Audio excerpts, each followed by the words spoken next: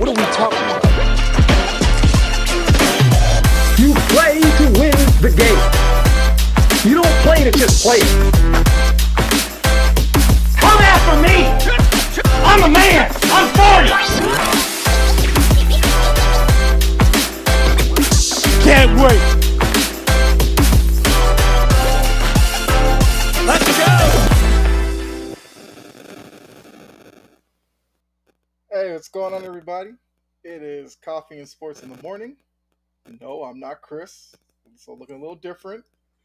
But some people call me the Prince of Production or whatever. I'm on the network, Monday's Cheap Seats. See me hosting Tuesday nights on the Big Three, as well as last night Sideline to Sideline. So Chris needed me to fill in for him. I was like, sure. I get to be on with Mo. Mo, how are you doing this morning? I'm doing good, Cal. Look, if Chris can't be here, I can't think of a better person to fill in than you, the Prince of Production. So welcome. Hey, I appreciate that. A lot to live up to. Chris is like Stockton. I'll be Howard Isley. I love it. Yeah, you got dropping an old school That was reference. nice. But yeah, so we have a lot to get into. We had Thursday night football last night, and since the Packers were involved, I feel like there's probably nobody better to have on the show than guard of three. So bring him on. Brett, how are you doing? I'm doing great. How are y'all doing? What's good, Brett? Good. I mean, I'm sure you'd love to be on for better circumstances with a Packers win, but we can't win them all, right? Right. But looking at the game last night, it was a matchup between the new upstart Lions and the new era of the Packers with Jordan Love. Both teams were 2-1, fighting for first place in the NFC North. Looking at how the game went down, the Lions did pull it out, 34-20, but the Packers had chances after a slow start. So, Brett, this is your team. What were your thoughts on the game last night? Unprepared and undisciplined. The two words that can describe the Packers last night. They just got too cute a lot of the times in the first half, and they come out flat. Like, there are times where Matt LaFleur is spreading A.J. Dillon out wide. There's no need for him to ever be out wide as a receiver. He's not that good as a receiver. Right. I say we had Royce Newman personally escorting Lions to Jordan Love in the first half, and then of course we have the stuff like on unsportsmanlike with Quay Walker at the end. Like, I think this Packers team could be really good, but right now there are just so many times where they come out unprepared, and I put that on the coaching staff. But a lot of the times too, they're just undisciplined. A lot of unnecessary penalties that just shoot themselves in the foot. Overall, I like the fight that we showed in the second half. We're always fighting. We're always trying to come back into games. But we just need to find a way to get going in the first half so we don't have to come back down 3 scores every game at this point. So, overall, I'm happy about the fight, but I'm not happy about unprepared the coaches had that team yesterday. Yeah, I mean, Mo, what'd you think about it? The Lions get a good win on the road. But like Brett said with the Packers, we kind of seen this with them, starting off slow and trying to make a courageous effort late in the game. Like, do you think that's more about them as a young team still trying to figure it out, or should it be something that's a little bit troubling with this group? I think it is about them being a young team trying to figure it out. I also think it's about play calling. I think sometimes you can get too cute with your play calling. I thought it was kind of a sloppy game. It's a good win for the Lions, but I thought it was kind of a sloppy game. I thought that Coach Campbell, I thought that he looked at his offensive coordinator a couple times like, why are you getting so cute? Let's just run the football. They had something established with the run game. And when you rush for over 200 yards, and they really can't stop you in between the tackles, then keep doing that. Milk it until they find a way to stop it. And I thought Detroit tried to get cute and do more than they needed to. And they made the game more interesting in the second half than they had to by trying to be cute. They clearly had the advantage up front because you could see their offensive line physically moving Green Bay back. So they were controlling the line of scrimmage. I really just thought that had they run the ball more, this game would have never been in doubt. Yeah, I mean, you do bring up the running game. Montgomery had 121 yards on the ground, almost 4 yards a carry. So yeah, if it's not broke, why fix it? I mean, once again, somebody who does have Jameer Gibbs on his fantasy team would love to see him have a stat line like that. But I got you. I don't have a direct line to Campbell and the coaching staff there. But I mean, looking at this division as a whole, are the Lions like the clear cut best team in this division, or I mean, for Brett, do you still think the Packers could win this division? It's still a long season. I definitely wouldn't count the Packers out because they've shown that they can be a good football team. They just got to learn to put together two full halves. So, do I think we can still compete and win this division? Absolutely. Do I also think that the Lions should be considered the front runners to win this division? Absolutely. I think both things are true, but I'm not counting out the Packers yet. I would agree with that assessment. I think the Lions are the best team in the division, but the season's far from over. I mean, anything can happen. You obviously know injuries could come up. It's one of those kind of things in the NFL where it could be a war of attrition. So the Lions are the rightful front runners, but I don't think they run away with this division. I mean, I kind of agree with that. I mean, it is nice to see Detroit actually have a team that isn't fumbling over themselves. They seem like a competent group. Jared Goff was kind of exiled out from the Rams, and people thought he couldn't do it, but he's kind of showing that he could put up some numbers with a team that's kind of built for him. He's a good He's quarterback. starting to use Sam Laporta a lot more, and I definitely like that. He's also somebody I have on my fantasy team. Might be why I like that stat, but I mean, yeah, with his ability to kind of protect the ball, although he did throw an interception, but for the most part, he protects the ball, and they have that running game now. Detroit could be a dangerous team down the line. Yeah, and they're winning, guys, right now, and I don't even think they're playing their best football. Right? Yeah. Would you say that they're the third best in the NFC? Yeah, I think they're right there. I think they're right there. I mean, we all knew coming into the season what we projected the Eagles to be. We can agree the Eagles haven't played their best football and they're still 3-0, right? Like the Mm-hmm. bottom line is they're winning games. And I would say Detroit's very much like that. They're not winning necessarily pretty games, but they're finding a way to win. And I think they're a young team that's still finding their way. But if you're gonna win while you're struggling, that's kind of impressive. I would say, yeah, Detroit's been kind of the key with them is when they jump out ahead, they look near unstoppable at times. Because with Jared Goff, his biggest strength is the play action. So you get ahead, and now the threat of the running the ball is there all the time. It just completely unlocks Jared Goff to play to his full potential. So I think as long as Detroit can continue to get out and get ahead early in games, they'll continue to be able to utilize Jared Goff to his fullest potential, and they're going to be dangerous for the rest of the year. I mean, I will say, Green Bay fans, it was a tough loss, but the team's definitely making leaps and bounds in terms of progress from what was expected of them to what they've kind of shown through these first 4 weeks. Jordan Love, this might be the worst game he's had of the young season.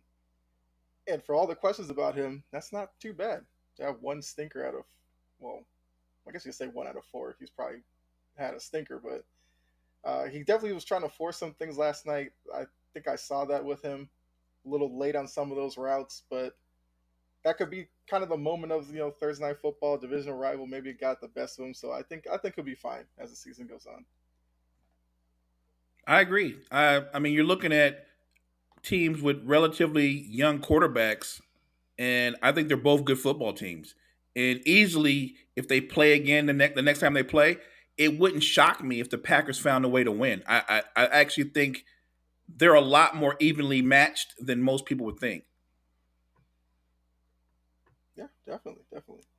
All right, so now that Thursday night football is kind of behind us, look towards probably the game of the week on Sunday. We have the Dolphins at 3-0 heading up to Buffalo to face the Bills, who are 2-1, bouncing back after the embarrassing last week one against the Jets. Now, looking at the matchup, of course, we're going to look at Tua and Josh Allen. So the question is, which quarterback is was under more pressure Sunday, Tua or Josh? We'll start with Brett on this one. I really think the default answer here is just going to be Josh Allen. Like Tua, if he has a rough year. He doesn't really have the history of kind of like almost letdowns that Josh Allen does. Like Josh Allen has a longer history of coming up short, so I know there's a lot of pressure on him to just dominate and make a deep playoff run and hopefully win a Super Bowl this year. So I feel like the answer right here, it's Josh Allen, and I don't think it's that close right now. You agree, Mo? Look, I think the only pressure Tua has is the same pressure he has every time he steps on the field to stay healthy, to avoid being injured. But if Tua's upright, he does a good job of taking care of the football. So even when he didn't have a great game, he takes good care of the football. You can't always say that about Josh Allen because sometimes the game plan requires patience, and he's not the most patient quarterback in football. So I think coming into a game like this, not just that it's a big game, it's a division rival. The Dolphins are 3-0. They just hung 70 on the Broncos, and it looks like the Bills have righted their ship, but they beat up on the Raiders, and they did a good job against a young Washington team. This is a big game for both teams, but I think more pressure is on Buffalo right now when they face the Dolphins because I'm actually interested to see. We saw what they did getting after Hal. If they can get anything close to that kind of pressure on Tua, that changes everything because now you're getting Tua off his launching pad and you're making him move. No one's made Tua move all season. He stayed in the pocket. He's been comfortable all year long. So if they can get pressure up the middle, that'll get them halfway to what they need to do in terms of slowing him down and slowing down that pass game. What I'm interested to see is can Miami run the football like they did last week against Buffalo? Yeah, that's definitely a good point. And I think what we've seen against this Dolphins team is you either have to get pressure on Tua or you kind of bracket coverage and then you got to be short tacklers out in open space. Because the last thing you need are, Tyreek Hill or Jalen Waddle running free and missing a bunch of tackles in the secondary because that's where they can really kill you. That's what Belichick and the Patriots did with them. Tried to keep him out of the end zone. Tua did. Tyreek did get a touchdown in that game, but you kind of saw what their defense was like. Keep it in front of you, get them to the ground, make them go on extended drives because we know what their big play ability is. So I guess to answer the question, I would say I think it has to be Josh Allen. He was seen as one of those it quarterbacks not too long ago, and it seems like some people have really started to sour on him a little bit, especially once Dayball left and the turnovers really started ratcheting up. So I think the key in this game is going to be Buffalo needs to kind of stay within arm's length of Miami. Because like you said, if they find themselves down 2 scores, that's when bad Josh Allen will seek out and he'll be like, oh, I got to start pushing the ball. I got to make a play. Yep. Yeah, and that's what Buffalo does not need. Just keep it close, play your game, and I think we'll be in for a really exciting game. I'll say this: not everybody can play defense or scheme the way Bill Belichick can. So I get the plan, and I'm with you. If you can keep them from getting those chunk plays, it's easier said than done. But the Patriot scheme is so clever and smart because they're inviting you to get the short stuff underneath, and then they're just relying on being short tacklers, which they are. Give them all the credit in the world. So if Buffalo can do something close to that, then I like their chances of keeping it close.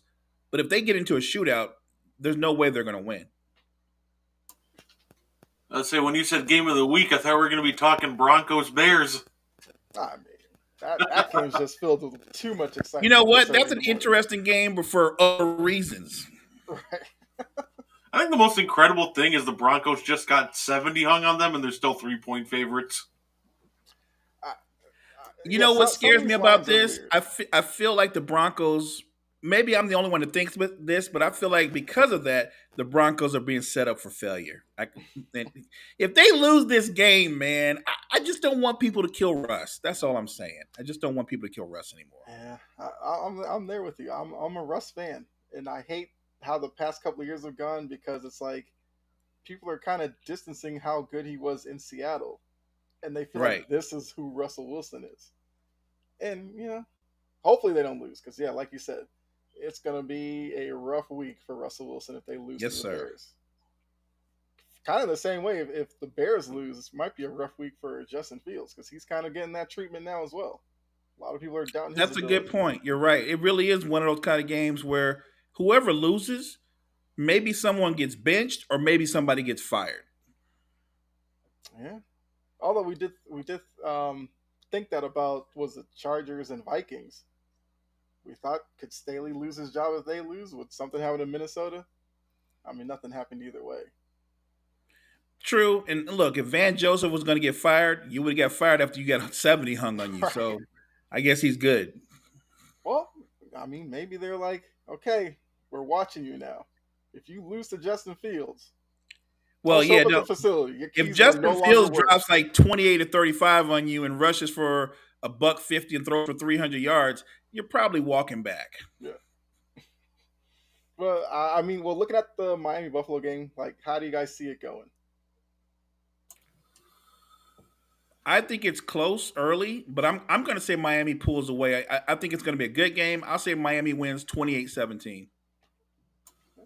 I'll say I think honestly that's probably the most realistic option. I think Buffalo's going to get a good amount of pressure on Tua, but it's not going to be enough, and they're going to get just enough. They're going to get enough deep plays in the second half when the pass rush's legs start getting tired and worn down, and they're going to win this game 30-18. Okay. I could see like I'm kind of hoping for a shootout. I do think the Dolphins win it. I'd love to see like a 38-30 type of game. Oh, I'm there for that. Yeah. And I think it could be an instant classic or it could be a blowout and Josh Allen's just throwing interceptions left and right. And people are just wondering, will he ever get like the mental aspect of the game? It really does come down to can they get if you have to start with the basic strategy. You have to get pressure on Tua. If this is going to be an interesting game at all, you have to get pressure on him. If he's going to have a clean pocket, then the game's been decided right there. The game's over. Right. Also, last thing before we move on, is it kind of interesting that Buffalo is actually a like 2.5 point favorite in this one? I would have thought with the recency bias of Miami dropping 70, they'd be the favorite in this game. And the weather's not even going to be bad in Buffalo this weekend. It is kind of interesting, but now that kind of brings me back to the Broncos. Maybe they're looking at the Broncos like they're not that good. They weren't that impressed with the 70. Yes. Look, Buffalo being a slight favorite that kind of surprises me. Honestly, it does. We'll see. Like I said, it's a 1 o'clock game, probably the best one of the bunch, and I'm sure a lot of us will be tuning in to see how that game goes. But let's go ahead and switch over to the NBA because got guarded 3 on here. Let's talk some NBA with him as well. Let's go. So looking at Miami, it's been a weird offseason for them. They spend all of it letting everybody know we're getting Dame, Dame's coming here, Dame wants to be here. They don't get Dame. You got Jimmy Butler on social media asking the NBA to look into tampering because they didn't get him. Sounds like sour grapes to me, but hey, maybe he has some receipts. It came out that the Heat don't want James Harden. Simple question: should they though? Since they kind of have spent this offseason wanting to match a big name with Butler and Adebayo, should they go after James Harden? I mean, short answer, no. He really James Harden just doesn't fit that team, that culture, that play style. We're talking about a team that really just kind of succeeded because they were kind of spreading the ball around. Like, sure, Jimmy could ISO, but they were kind of just spreading the ball around to different guys, allowing different guys like Max Strus, Caleb Vincent, guys like that to step up and giving them an opportunity. You get James Harden, you know exactly what you're running. He's going to dribble the air out of the ball for 20 seconds and then call Bam to run a quick pick and roll. And then, honestly, it's just not ideal. I don't think that play style just matches what Miami wants to do. And I don't think he'd handle criticism well. Is he going to handle it well if Eric Spoelstra gets in his face like he did with Jimmy Butler? If Pat Riley comes down on him, if he comes in out of shape? Because they have all that really strict fitness policy there. So they get weighed and measured every week. Right. Like, I think if they go after somebody, I think Drew Holiday is a fit. I think that's a perfect fit for them. So I think they should absolutely do whatever it takes to get Holiday. But Harden, they shouldn't touch him. I mean, I definitely agree with that. I just would want to see it just to see how long before Butler just goes off on him. That's what I was gonna get to. How long before Jimmy just snaps? Because it won't be Yeah. long. Because Jimmy's going to be like, dude, stop dribbling the damn ball. Stop dribbling the damn ball. Move here. We move the ball around. Everybody touches the ball. I, that's a disaster waiting to happen. If you love drama, if you love theater, then you want to see James Harden go to Miami. But if you're actually wanting Miami to remain a contender and be in the championship picture, then you want Drew Holiday to go to Miami. I would say I think Butler and Harden would just end up having like a boxing match in the middle of the court, just at the second home game. It would not last long. Yeah. Also, you'd have Udonis Haslam, the guy who just can't stay away. I'm assuming he's going to be on the coaching staff. UD's always there. You're right. Yeah, Yeah, that's we've another had guy that like would be all 3 over years Harden. now, but now I guess it's official. I just don't think it's a good fit. I would ask you guys the question. We can all agree that Miami is not a good option for Harden. What is a good option other than maybe the Clippers? It really does feel like the Clippers are bust for James Harden. Yeah. Yeah, I understand because of his playing style. He's going to have to go to an older veteran team that doesn't want to push the pace because that's not what James Harden does. And you look at the Clippers, they love to ISO. They love playing in the half court, and they love playing slow. So it really does feel like that is just the perfect match for them. Plus, Ty Lue's used to handling big personalities. I honestly don't know the perfect landing spot for James Harden if we're talking about playoff contenders because I don't think a lot of playoff contenders are interested in his services. Other than the Clippers, he's kind of been put into a box a lot like Russell Westbrook was the last couple of years. He can only fit in a certain system in a certain way. And you can't imagine him being on Miami because of the way they play the ball. I can't imagine him playing with the Lakers because why would you need a ball dominant player when your best player is a ball dominant player? You wouldn't need another ball dominant player. It was the mistake they made when they brought in Russ. That didn't make sense to begin with because you had LeBron. Russ is at his best when he always has the ball in his hands. So I don't know where Harden goes. My gut feeling is right now, even though he doesn't believe it, I think he's going to be a Sixer for a while. Actually, Kyle, I want to ask you a question. I was trying to think of Drew Holiday locations, and I was thinking, do you think the Boston Celtics make a strong push at him? I think they have a really good trade-filling piece in Malcolm Brogdon, and by doing that too, you kind of replace the defense you lose in Smart, and you keep him away from Miami. And he's a better offensive player than Smart. Sure, yes. Look, if Brad Stevens pulls out Drew Holiday and Porzingis in this offseason, I don't know. I might not be able to contain myself with the Celtics love. I'll say this. I would love to see it because, look, Drew's a pro no matter what, but now he's even more motivated, right? You know, they won't say it. They won't say it, but that trade doesn't happen without them going, Giannis, this is what we're going to do. Mm-hmm. I know the front office is saying Giannis had no clue. We just made this move. No, there's no way you do that knowing how this guy feels, knowing what he put out there early in the year. Like, if you're not with me, if you're not trying to show you're trying to win, I'm not going to resign. Everything they did, the coach is handpicked. That's Giannis's coach. He handpicked the head coach.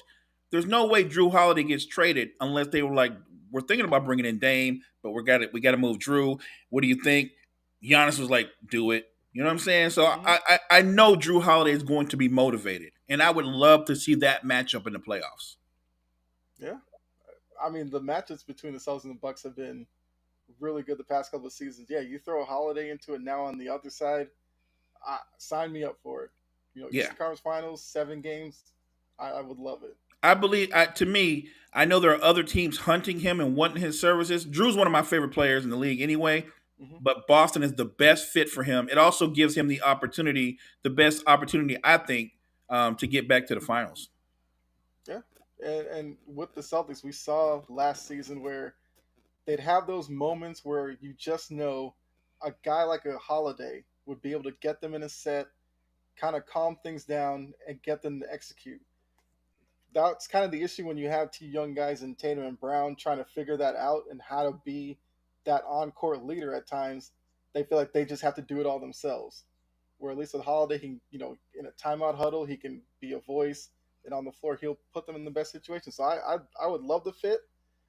Like I said, I know a lot of people would want Drew Holiday services, and I don't know if the Celtics will get him, but I would love to see it. You're a Boston fan though. Your gut instinct. Do you think Brad Stevens is at least considering making that move? Absolutely, because look, he almost dealt away Brogdon before.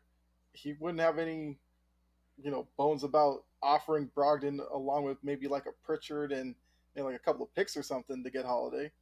Yeah, I think. Well, so now I was going to ask you that too. So obviously they tried to move Brogdon, Mhm. and I know you keep up on all things Boston. So Brogdon's disgruntled now, right? He's mad because he's wondering why. Hey, I just won $6 million of the year. You guys trying to trade me, and he was a little upset. And what I said was they appreciate everything he did, but it is a business, Mhm. and if they think they can get better by moving him, I know it makes him upset, but if they get better, that's the whole goal, right? To be as good as you can be. So Right. I understand him being disgruntled. It's the one reason why I think that Brad Stevens would be like, well, Malcolm's already got an attitude problem now. Anyway, we need to find a way to move him and relocate him anyway. Mhm. I mean, I also think Brogdon comes across as like a pro's pro as well. So I feel like once the season were to start, he'd probably put it behind him. I do kind of wonder like where these players kind of get disgruntled when they hear the name in trade talks. It's like everybody's been in trade talks. I mean, LeBron has been in trade talks probably over the course of his career. It probably wasn't serious, but I'm sure it was brought up by a team. It's like that should be kind of flattering that you're being brought up. That means teams want you. They want your I services, would right? hate to be an athlete and nobody wants me in a trade, and I'm stuck in the city. I'm like, I'm out here balling. You tell me nobody wants to try to pry me away or That's a anything good like point, that? Like, right? come on now. I think Brogdon will be fine. Yeah, and well, not to mention too. I think why also would be a massive upgrade for the Celtics is one thing that's consistent about Malcolm Brogdon is when you need him, he's going to be hurt. He's going to be playing through some injury. That happened last year. It is happening all the time with Indiana. He was always hurt. Last year in the playoffs, he's playing through an injury and he couldn't shoot. And that's Yeah. just been a constant theme these past couple of years with him. So I think in the health department, if you can upgrade from Brogdon to somebody who can replicate most of his production, and more importantly, be available and 100% when you need him, I think it's a pretty easy call to pull the trigger on that one. I just like the idea fourth quarter tight game, and you've got Derek White and Drew Holiday on the ball attacking people defensively. Because Derek White gets up in people. He's Mm-hmm. a really good defender, and then you throw in a Drew Holiday. I just think they're going to be better on both sides of the basketball on the floor because of a Drew Holiday if they make that move. Yeah, and you gotta watch out for Derek White too. He shaved all his hair off. He's about to come with some new energy too. Derek needed to shave it off because he had like a weird thing going on. I mean, I understand that, but for guys like Stephen A. to be talking about him, that's where I'm Yeah, like, you that's crossed kind the of line at that's that way point. out of pocket. I'm with you. I'm with you. Like, how is he gonna come at anybody about their hairline? Yeah, come on, Stephen A. I mean, Stephen A. should probably follow Derek White and shave it all off at this Just point. just just shave it all off, But, man. yeah. Well, so I guess we have one more before we let you out of here, Brett. Looking at the upcoming NBA season, which team is under the most pressure? What team is under the most pressure? I I'm trying to think. The first team that came to mind probably was the Milwaukee Bucks. They just made the trade of the offseason for Dame. You've always had the excuse to lay back on, and it's a valid one. Portland never surrounded you with a championship caliber team.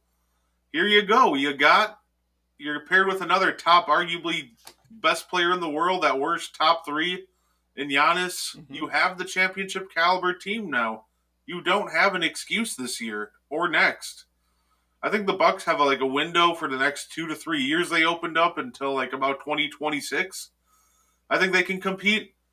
So between now and then, there's going to be a lot of pressure on them, and a lot of that comes with Dame. You have no excuse. You got the team. You got a good enough defense that can support you to win a championship. You should be able to generate plenty of quality looks.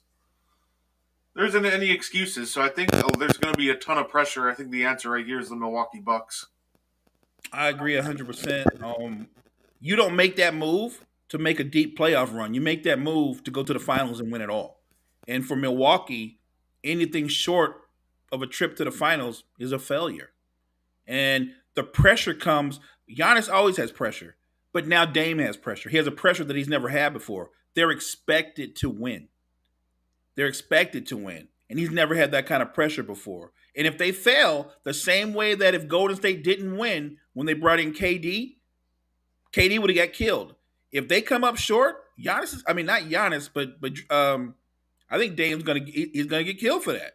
He's gonna get killed for it because he's supposed to be a closer, right? Big shot maker, space to floor, shot creation, all that.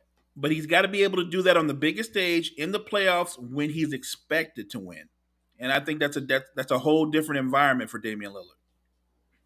Yeah, I definitely agree. And I feel like the people like me who feel like Dame Lillard isn't necessarily a championship level type of player. Like, there's one thing in Portland, he was the guy, the pieces around him, you could question those all day. But you're in Milwaukee. You have Giannis, who's arguably the best player in the league. He's never had a running mate like that. If they don't go as far as people think, yeah, it definitely is going to fall on Dame. I was going to throw out a different team just to be different. I think there's kind of some pressure on Philly. But from this aspect, you're looking at Milwaukee distance themselves at this point. You probably argue over the past couple of seasons, the Celtics have distanced themselves away from them. But if they look in the rearview mirror, Indiana's coming. The Knicks are coming. Depending on what the Heat do, the Heat will still be there. And if Harden is forced to stay in Philly, there's going to be questions about how long is Embiid going to want to stay there. I mean, this could be a season where we might see Philly completely drop off. And I think because that, especially with Embiid winning the MVP last year, I think they have a lot of pressure coming into this season to keep up at least with Milwaukee and Boston. I agree with also, that. Also, Cleveland, I forgot to mention them. Cleveland's on the rise too, although they do have some issues themselves. It is very clear Donovan Mitchell does not want to be in Cleveland. As successful as they've been, it's not a secret where his first destination of choice was. Right. And I think when he puts it out there about not resigning an extension right away, it's because he still wants to go to New York. It's as simple as that. And it's nothing against Cleveland, I think, because they put together a very nice young core that's ready to compete. So it has to be all about wanting to go to New York because they're set up to be a contender for the next few years. But I agree with what you said about Philly. If they don't clear up this situation with Harden, when you see what Boston just did, when you see how Indiana's on the come up, New York's on the come up, they could end up going from being one of the third seed to the 8th seed. I really do think Embiid winning the MVP, Maxi's coming up, but you don't have a legit third player just yet. Your future is still in flux because the Harden situation is unresolved. Even if you say, well, we're going to bring James back, what version of James are you going to get? Because he doesn't want to be there. The man's going around to clubs with signs up saying that your GM's a liar. That's a no-go. That's not going to work. So if I'm Embiid, I'm 28, 29 years old. I'm still at the peak of my prime. Do I want to be here for another 3 years for this? I'm with you. I think it's only a matter of time before Embiid starts saying those magical words, I want to trade. Because Philly, I really just think Philly has more questions than answers to their current situation. And like we alluded to earlier, there's not a lot of teams wanting James Harden's service. Like it's hard to move him. It really is because one, he's too old to be part of a young team's future. And because he has a certain playing style, how many contenders are going to sign up for a guy that dribbles the air out the ball before he makes a decision? It's just a tough decision for Daryl Morey, but it's a situation that Daryl Morey put himself in. Absolutely. Yeah. I think one more team to mention here, because I feel like they deserve a mention, is the Phoenix Suns. Oh, that's a good one. Absolutely. After making the Bradley Beal trade, unloading DeAndre Ayton, I think if Kevin Durant especially loses this year, there's going to be so much slander of him not getting it done. But at the same time, too, like, they kind of frustrate me because of just how little they show up in primetime games, and I think they'll need to prove that this year. As funny as that is to say, They got blown out obviously a couple years ago against Dallas. Then they went into pretty much every primetime game last year, expecting a competitive game. They're getting blown out. So I want to see them actually come in and mentally prepared and be ready to play.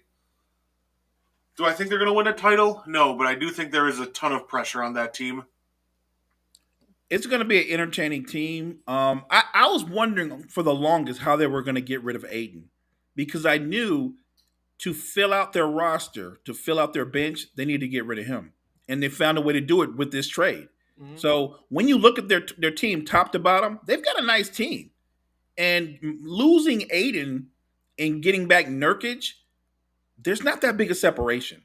There really isn't. Aiton's 18-10, Nurkic is 14-10, and more importantly, Nurkic is a better teammate because he can handle being a fourth option. Ayton struggled with that all the time, so I think it's just going to be a better fit for far as chemistry goes.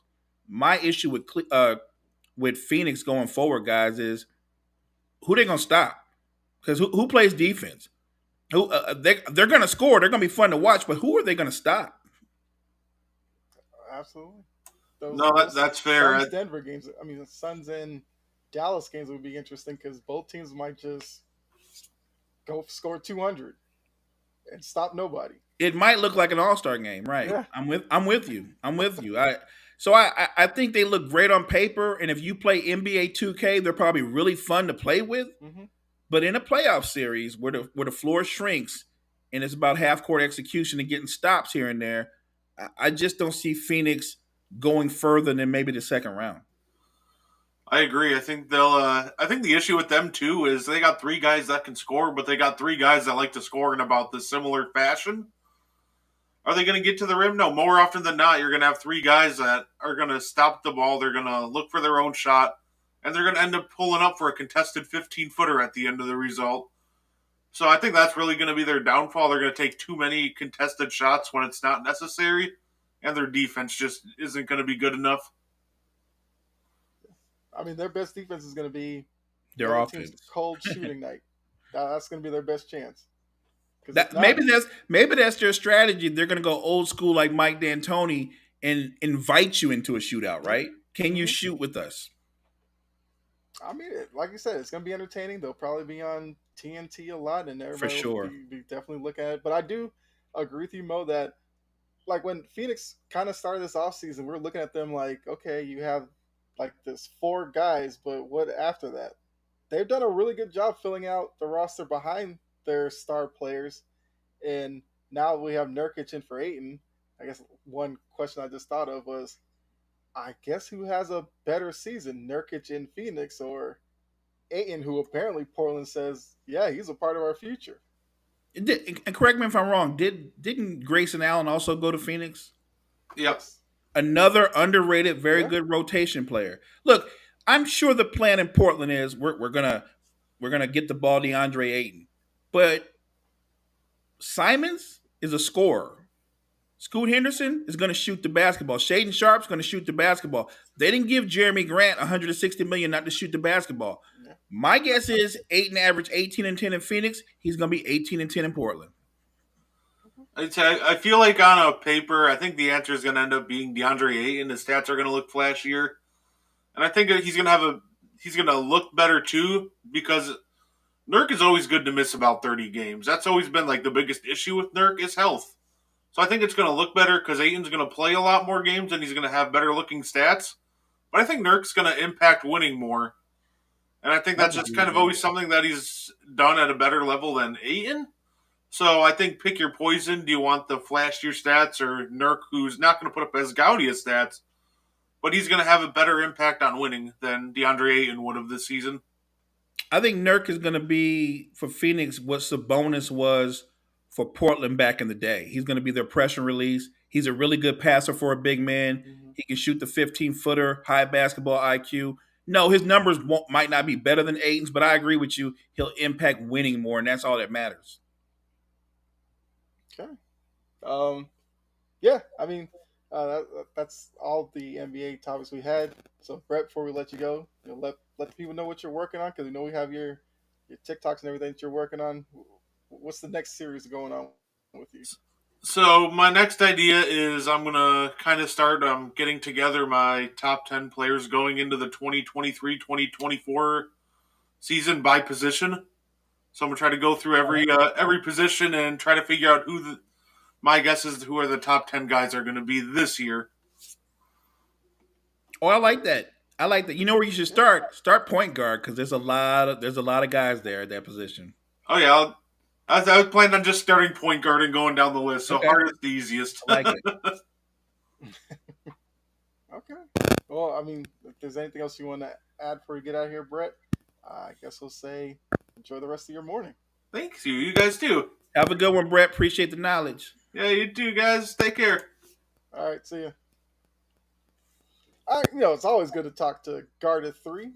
No doubt. He's well spoken with the NBA and NFL. But we're going to get back to the NFL now with those Vegas Raiders.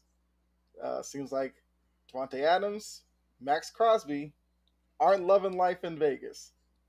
They say everything that happens in Vegas stays in Vegas. Apparently not. They're letting the world know Right. that they're unhappy. So if you're Vegas and you're starting to get these rumblings and you're kind of seeing where the season's going, should you move them? Do you kind of just go fire sale and just let whoever who wants out, or do you keep them hoping maybe you can turn the season around? I mean, I don't know what's going on with Vegas. As I've always said, Mark Davis with that haircut, I'm not trusting any decisions he's making in that front office anyway. By default, you don't trust him, right? I'm Right. with you. I'm with you. Whoever his So barber is, wow. Um, Look, I yeah. really think that if their mission is to be in the I guess the top five in terms of draft picks, they're on the right path. The Hmm. question is though, if you're looking to get your quarterback of the future, and I guess they are, because look, I know what they signed Garoppolo to, but and I know he's not their quarterback. He's not their Right. future. He's just their right now. He is their bridge quarterback. So if that's the mission, and you're looking to, I guess, tank, if you want to call it that, then why not move Devontae Adams? Why not move Crosby and get some assets for both of them? Because Devontae Adams is not going to be happy even with your new rookie quarterback. It's going to take him a year or two to come along and look. Devontae Adams, like any other wide receiver that's ever played football, they want to win, but they want to get their numbers too. They want to be. He wants to be a Pro Bowler. He also wants to set himself up to get another bag. He's not going to do that catching medicine balls from Jimmy G. So I really do think if you're the Raiders and you know that your team's probably looking to win maybe 4 games tops, you might consider moving them and getting some assets for yourselves heading into the next draft.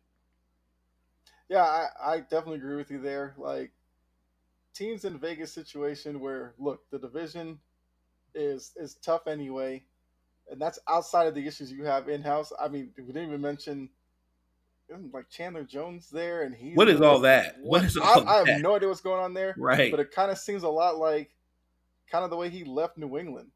There was like some odd thing with him, like outside of the team where he had some thing with the police, and he ended up in some like random place and some dealing with them, and it just seems like he kind of has this history of some odd behavior. That Jones But family is kind of unique. absolutely, They're very unique. that's a good point. Yeah, it's just something about that Jones gene is just a little tricky. But you could throw him into this as well. Like, I mean, he's not playing right now, but if you could find a taker for him, maybe you just kind of just empty it out. You have Josh Jacobs as well. You already went through that battle with him this preseason. Why not see who would take him on? Completely bottom out. I think an interesting thing would be with Caleb Williams seen as like he's the next it quarterback. We kind of heard from his representation he wouldn't really want to go to Arizona. Supposedly, would he really want to be in Vegas? Well, probably not. But you know what? He'd probably choose Vegas over Arizona, for what it's worth. But look, I'm with you. I'm with you. I think that to me, you basically just strip it down. Move Jones, move Adams, move Crosby, move any other veteran that has value, Mm-hmm. and go with the game plan of we're going to start our rebuild this coming off season. And look, some fans won't like it, but like I know what fans do love. They love hope. Yep. And when you draft right, when you draft guys they think you should draft, you've given them hope, especially the season ticket holders. So the smart move would be to strip it down and get yourself some assets going into the next draft.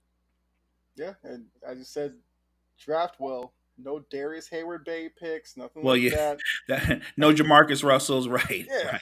just pick the guys that you know can play football, not the Right. ones with the biggest arm or the fastest Yeah, don't be intelligence too ratings. clever. Don't try to be too clever. We had Jory chiming in. Raiders are a top to bottom mess. They absolutely are.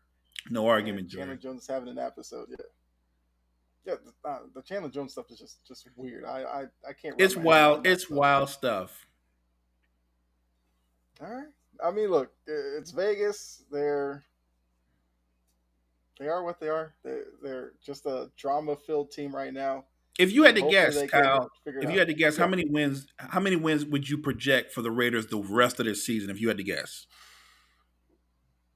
I mean, with more of this going on in-house,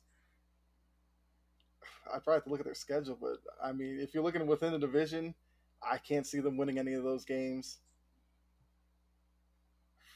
I might give them 4 tops if they're lucky. I think we're on the same page.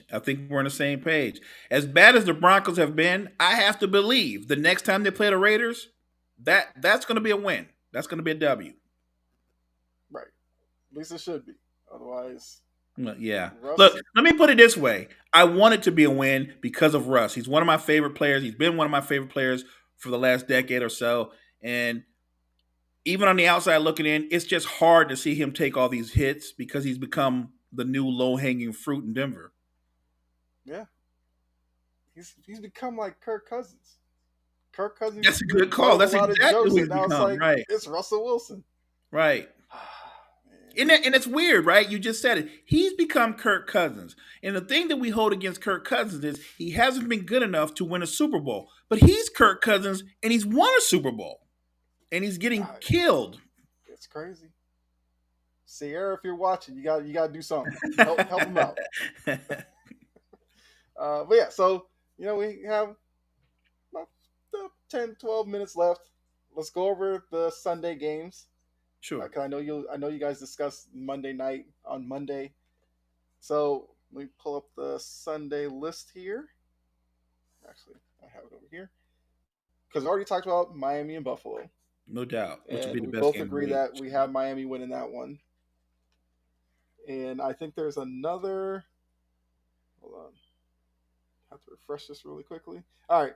So the weekend actually gets started early. We have a game across the pond over in London with the Falcons and the Jags. Interesting thing, they're doing the whole Toy Story thing. To be honest with you, kind of interested to see what that looks like. Big Right. fan of Toy Story. And I think this could be a good way. The NFL's kind of been doing this recently to pull in a younger audience. But Yeah, I like it. yeah, I think it's a great move by them. How do you see that game going with Jacksonville being the favorite? Because that's like Jacksonville's second home over in London anyway. But do you They think should the Falcons win. can go over there and win that one? Look, they should win. They have the better quarterback. They look on paper they're the better team. Right. But I don't live by on paper. What I will say is everything sets up for Atlanta to upset them. It does. I don't think they've played that well. They really haven't. And I know that people had Trevor Lawrence as an early MVP candidate. He hasn't lived up to that. Not to this point in the season anyway. So I'm going to pick the Jags, but I think it's a close football game. Yeah, I'm gonna take the Jags as well. My whole thing with Atlanta is if they're not playing in Atlanta, there's a good chance they're not gonna play the same way you think they should. So I think Jacksonville finds a way to get that win, gets to 500. It kind of feels a little bit better about the start of their season. This is a game we mentioned before, also in the 1:00 window. Denver and Chicago, battle of 2 0-3 teams. Denver's 3.5 point favorite. You got Russ. You got Justin Fields. A lot of talk about their play on the field. We both talked about we kind of want Denver to win because of Russ, but do you think they actually will win? I do think they'll win. I think this is a big game for not just Russ. It's a big game for Sean Payton. A lot of this is on you. You're the head coach. So if you can't get them up after what just happened and you're playing a team you should beat, it's a big game for you too as the head coach. So I expect Denver to win this game. I'm not going to say something crazy like they blow Chicago out because my guess is it won't play out that way, but I think they find a way to get the win. So I think for me, best case scenario would be both quarterbacks have a good day because I've also been high on Justin Fields. I was going to say, I think they had him on your fantasy team too. No, I did not make that mistake. Okay. Didn't take Russell Wilson either. But I did think about Justin Fields because I was so high on him. But, I feel like there's been a lot of talk amongst like Bears fans about whether he's the right guy or not. I feel like it's more of a situation he's in. I would love to see him with an offensive minded coach before we make judgment on him. But I don't know if he can make it to that point if this season continues to go the way it is. But I do think I have Denver winning this one. And I think it could be kind of a shootout with a lot of bad play mixed in. But I have Denver prevailing. Look, I'm good if it's a shootout, and I'm biased.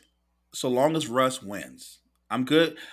So I'm great if Fields plays well. I'm actually a Fields fan. Mm-hmm. I just wasn't as high on him as a lot of other people was because I thought that he still needed to develop, and I don't necessarily think right now they've set him up for success. And that's with play calling. We knew the offensive line was going to be a problem. It actually looks worse than last year's offensive line, if that's possible. And so his struggles, I don't think, are all on him. I think it's a team effort. So I'm talking about the offensive coordinator, the head coach, and the talent around him. He is struggling, but I want people to remember this guy's 22 years old, I think. 21, 22, right? He's still a young guy, still learning the position of quarterback. So let's see where he goes in his development. And to your point, let's see if they get the right kind of guy in there to coach him up as a quarterback's coach or an offensive coordinator. Because right now, it doesn't seem like they have the right people around him. Right. And Bears fans, stop acting like you have this history of great quarterbacks coming through your city. You don't. They're not in a position to push a young guy out the door. Here's the crazy part. The guy that won the Super Bowl, Jim McMahon wasn't a great quarterback. Yeah, he was a hell of a teammate and a motivator and all those other kind of things. But as far as being what he was supposed to be, the best thing Jim McMahon did was hand the ball to Walter Payton. Mm-hmm. Yeah, and then that other Super Bowl team had Rex Grossman. Right. Their biggest offensive weapon was Devin Hester in the return game. Right. They do not have a history of great quarterbacks, but this kid, given time and put the right people around him, he could be that. Yeah. He absolutely could be that. All right, let's move on to the next one. We have Ravens-Browns. This is an interesting one in the AFC North. Both teams are 2-1. It's kind of looking like one of these two teams could win the division with the slow start the Bengals have had. Well, how do you see this one going? Deshaun Watson has been slowly building up a little bit, game in and game out. The Ravens still are kind of struggling offensively. So how do you see this one playing out? Cleveland is the favorite going into this matchup. Do you think they get it done? I do. I think this is a smash mouth, old school type of football game that you kind of get from that division anyway. Mm-hmm. But Cleveland's defense, they're monsters. Like right now, what are they? Probably one of the three best defenses in all of football. Like they get after you in the pass game and in the run game. They're physical. They're quick to the ball. I just don't think Lamar and company are going to be able to put up enough points. And to your point, yes, Deshaun Watson, he's having moments. But to me, I'm watching him. I feel like you can see the signs. Mm-hmm. He doesn't necessarily have to get back to where he was at his peak. But if he can just be consistent in what they do, because that offense is still they run first. They're still a running team. Even without Nick Chubb, they want to run the football and rely on their defense. And they just want their quarterback to not turn the ball over. So right now, I'm confident in what Deshaun Watson can do in terms of making timely plays, and I believe in that defense. I love Lamar. I'm not anti-Lamar like Jordan would tell people, because Jordan swears everybody's anti-Lamar. I'm not against Lamar, but there's a difference between being a great playmaker and being a great quarterback. He's a great playmaker. He's a great athlete. He just happens to play quarterback. Mm-hmm. I watched the Ravens play, and I thought they were going to implement a new offense. But to me, when they have the injuries, what do? they go back to making it Lamar centric, where he's running the ball more, which means he's going to take more hits. And I thought you wanted to get away from that, and they're back to it again. Yep.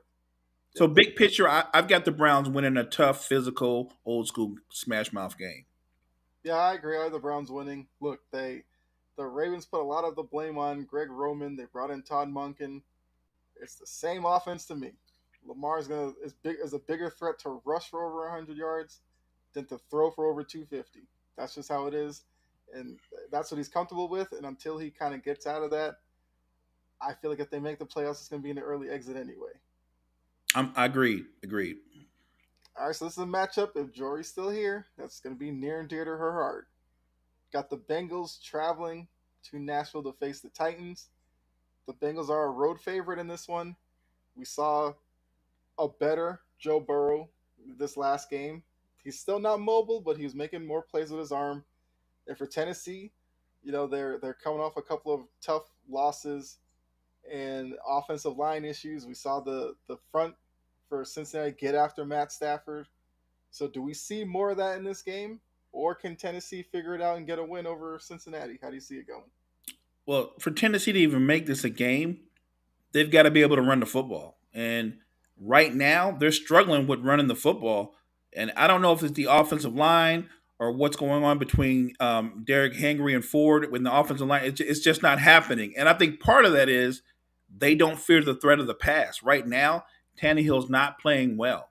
And teams are walking an eighth man up into the box because they don't fear Tannehill. Also, I'll put this out here. As much as I love B-Hop, and a lot of us do, he's struggling with getting separation off the ball. I'm just being real.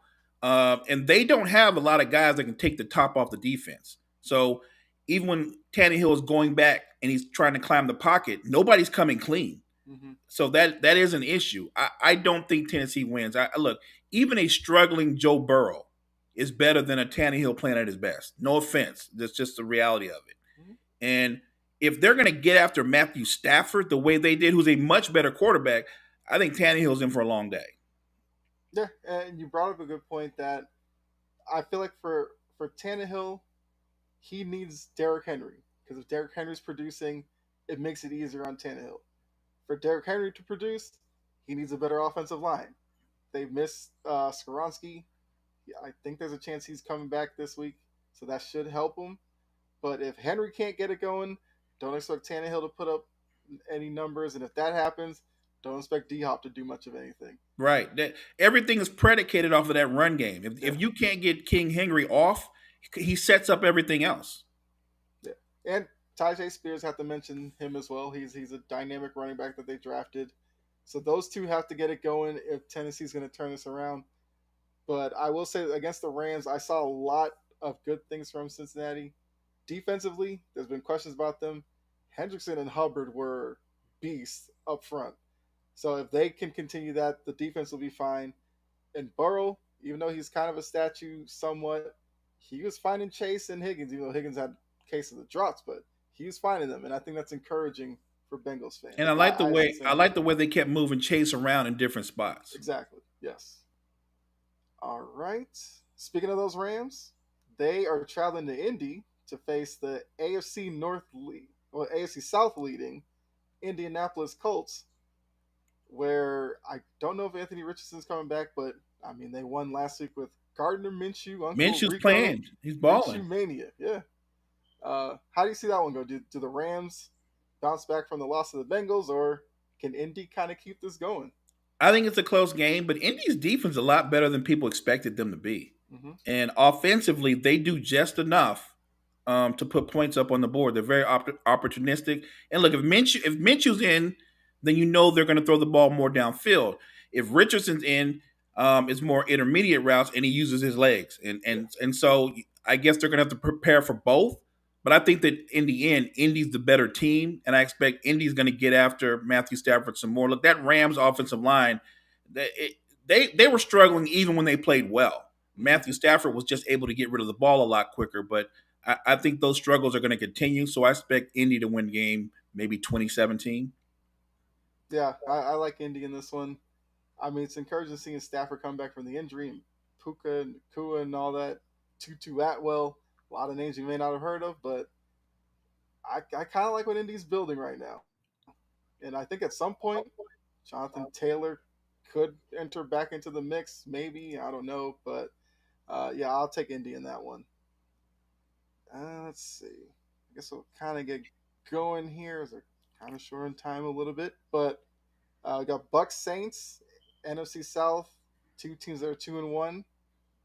The Bucks coming off the loss, Baker Mayfield struggled, and the Saints had the they lost. Yeah, they lost the close one to the Packers, I believe. Yeah, after they were up 17-0, and Right. Jameis Winston's going to be in. No Derek Carr. How do you see that one playing out? You know what? Gotta love former number ones. Yeah, I'll make it simple. If Jameis takes care of the football, the Saints are going to win because I like their defense. Tampa's defense has been very good, but the Saints have a dominant defense. If just has a clean football game, they're going to win the football game. I'm gonna go with the Bucks. You're like feeling Baker Mayfield. You're feeling the Baker magic, huh? I guess I don't know. It's just for me. I think it might take Winston a couple of games. I don't know how good he's gonna look necessarily on Sunday, so I'll take Tampa in that one. Okay, so now we have 3-0 Eagles are hosting the 2-1 Washington Commanders, coming off of a blowout loss to the Bills. And like we said earlier in the show, the Eagles haven't looked great, but they're still just getting it done.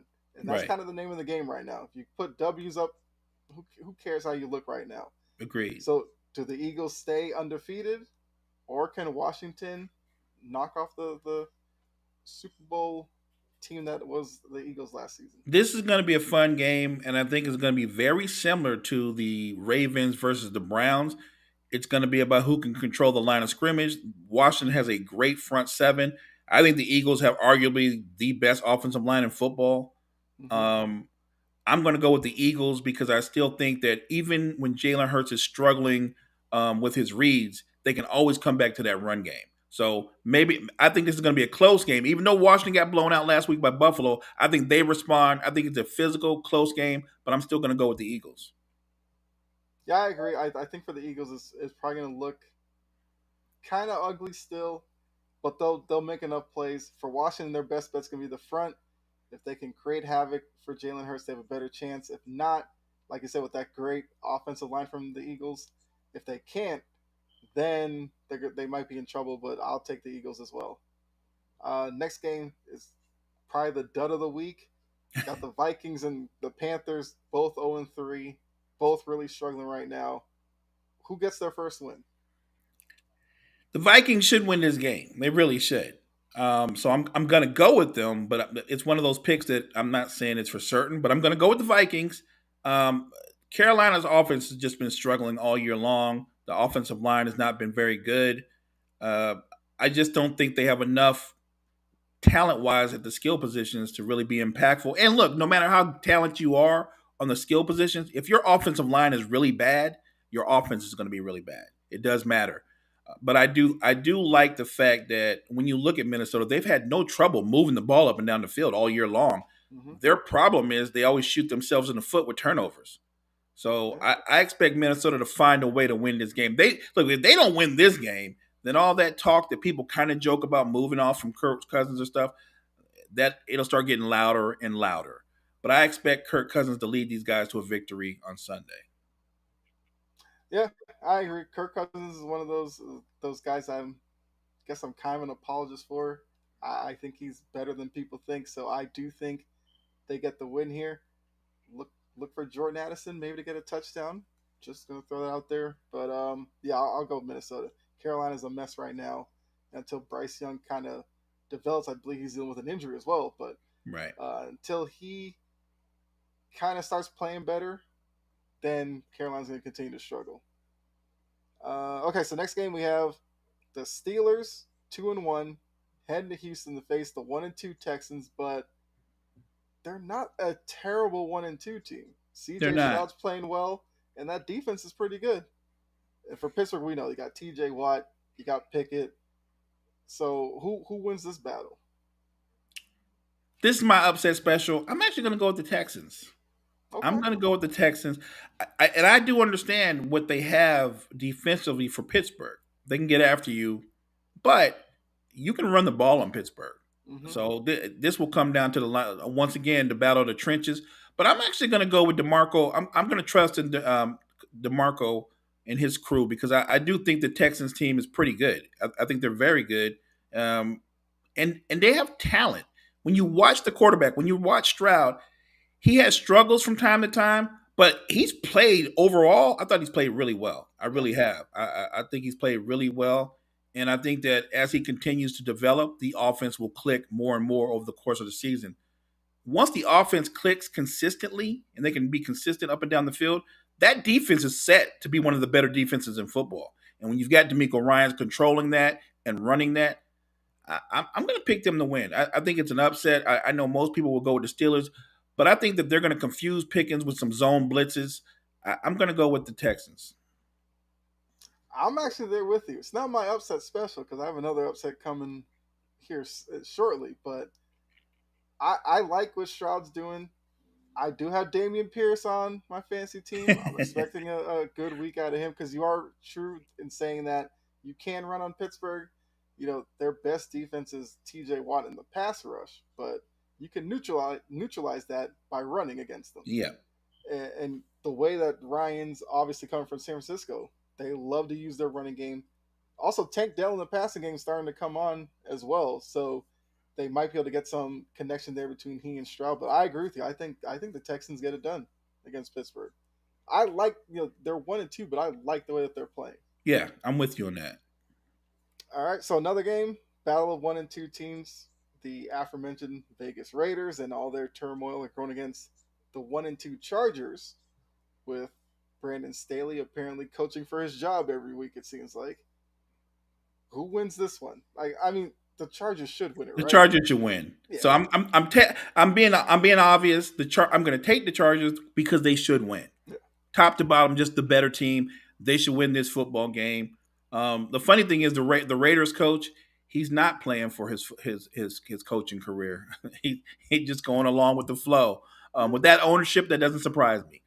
Yeah. Look, Brandon Staley, if he loses this game, man, like come on, man. You should actually just resign if you lose this game. So I really think that this is going to be a blowout. I don't even think it's going to be a close contest. I've got the Chargers winning. Okay, I agree. Nothing else needs to be said. All right, so now the game that obviously I'm going to be paying attention to. The 1-2 Patriots going down to Jerry's World to face Dallas and the 2-1 Cowboys. Dallas is almost a touchdown favorite. Do you think Dallas, Micah Parsons, Dink and Dunk Dak get it done against New England? Or can Belichick confuse them and Mac Jones make enough plays to get the Patriots to win? Yeah, call me crazy, but I'm actually going to take the Patriots. I'm more confident in the Patriots defense than I am in the Dallas offense. Dallas, their record is deceiving because their offense hasn't really been that good. Their defense has been very good. They've been hunting and they've been playing with the short side of the field because they've been creating turnovers. So, yes, I get it. That same pass rush is going to be coming after Mac Jones. But what I would say is you can run on Dallas too. And if the Patriots play smash mouth, a lot like the way the Lions did in the second half last night, and they just hammer them right between the tackles, I like the Patriots to not just control time of possession, but to control the pace. So I like the Patriots 17-10. See, I knew there was a reason why I was on here today. Because I'm going with the Patriots as well. And I think what Arizona showed by running the ball against Dallas is what New England's going to try to do. And New England struggled with the run most of the season until they faced the Jets, and we saw kind of an active Zeke Elliott showing a little burst running. He looked good. Yeah, he looked good. I was surprised. And Stevenson, complimentary as well. The two of them got on track, and I think we'll see more of that against Dallas. I'm also picking the Patriots to pull the upset here. And let's not forget, this will be a motivated Zeke, right? This is, you know what I mean? Like, so I think he's gonna run hard no matter what, but it's gonna be a more motivated Zeke. He's playing against his former team, so I think it's a smash mouth game that favors the Patriots. Okay, all right. Let's see. All right, we got 2 games left. So one might be another obvious one. It involves your Niners hosting the 1-2 Arizona Cardinals. Although Cardinals are a 1-2 team, but they're not laying down for anybody. They're They're not. playing teams tough. I give Josh Dobbs in that group a lot of credit because Josh Dobbs was kind of a throw-in at the start of the season. Oh yeah, he's going to be our starter. Hey, he's playing like He's he's playing the well. beast on somebody's roster next season as well. So, do you think your Niners get it done and stay undefeated, or can the Cardinals give them a game? I think they actually can give us a game, but I think we find a way to win. The Niners are a weird team because they tend to sometimes play down to their competition.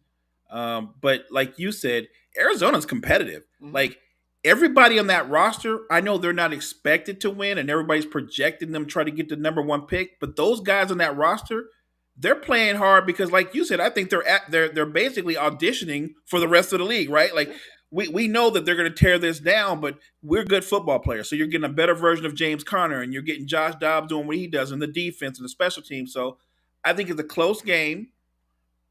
I'm looking for Purdy just to take care of the football, just play within the system, and I think the Niners will find a way to win.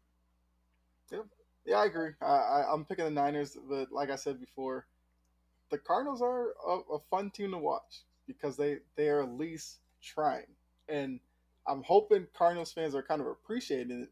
Even though the season's not probably not going to end in success, but like I said, it's a fun group of guys to you can really rally behind and root for. I was gonna say, if you're a true Cardinals fan, you can root for this squad because Yeah, they're giving you everything they have. And I'm looking at Josh Dobbs, and I'm enjoying his story playing out. When you yeah, look at what his career was and what it is today, and I'm like, I hope Josh Dobbs continues this. I hope he's this year's Geno. right. That's a good point. Yeah, Gino went through this as well, and if Josh Dobbs can do it, more power to him. All right, the final game we have the 2-1 Chiefs travel to New York to face the 1-2 Zach Wilson with Trevor Simeon backing him up, led Jets. Can the Jets get back to 500, right their ship a little bit, or are we expecting Kansas City to kind of have fun against this lowly Jets team? So we all know that the Jets defense is actually very good. Mm-hmm. They're very good. So can the defense do its part in controlling Mahomes and the offense? They can, but then what are their offense going to do? This might be one of those games where Kansas City only scores 17 points, but I feel like that would be more than enough. Mm-hmm. So ultimately, who wins the game? I say Kansas City wins. I don't think they're going to blow the Jets out. Not unless Zach Wilson does what Zach Wilson things and he coughs up 3 or 4 turnovers. But let's just assume he only turns the ball over once. I think in a low-scoring game, I think Kansas City will still find a way to win. Yeah, the issue is going to be yes, the Jets defense is good, but how long can they be good if the offense is going 3-and-out or You bring turning up the a great ball point. over and giving the other team short field? Like they can't do that if they're going to keep running this version of the offense with Zach Wilson. They got to hold on to the ball, try to get at least a couple of first downs, give the defense a chance to at least breathe on the sideline. That's a great point. If they're going to go 3-and-out, 3-and-out, 3-and-out, I don't care how good your defense is, you will wear down from being on the field and playing that many plays. So that's a great point. If Zach Wilson can at least extend a couple of drives, get 2 or 3 first downs, they will wear down. And look, instead of it being a low scoring game, the Chiefs might hang 31 or 38 on them just because the defense eventually they just wear down. Yeah, but yeah, I agree. I have the Chiefs winning this one, and hey, New York fans, it's a rough couple of months because the Yankees are trash. I love saying that. Brings a happy Hey, tear to my eye. on the upside, New York fans, basketball's right around the corner. Your Knicks are going to be a playoff contender, so that's something. I don't want to give them too much optimism today. Let's talk about the Yankees, the Mets, the Jets, Right. the Giants. Let's get That's back what to I'm the focusing on. misery. Right. Yeah. Let's get back to the misery. But yeah, so those are the picks. Like I said, the Monday night Seattle Giants game. You guys will talk about that on Monday. But yeah, I mean, look, this was fun for me doing coffee and sports with you, Mo. I'm sure Chris will be back Monday, hopefully. But yeah, appreciate you allowing me to come on here with you. This was fun. It's a blast having you on, man. I haven't been on with you since Cheap Seats, and I enjoy going on with you because you're knowledgeable, you're on point all the time.